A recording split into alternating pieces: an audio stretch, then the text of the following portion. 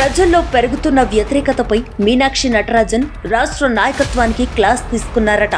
22 నెలల కాలంలో 99,500 కోట్లు సంక్షేమానికి ఖర్చు చేశామని ప్రభుత్వం చెబుతోంది. ఏ ప్రభుత్వం చేయని విధంగా పేద ప్రజలందరికీ సన్నబియ్యమిస్తున్నాం. ఎస్సీ వర్గీకరణ చట్టం చేశాం. బీసీ కులగణనతో దేశానికి ఆదర్శంగా నిలిచాం.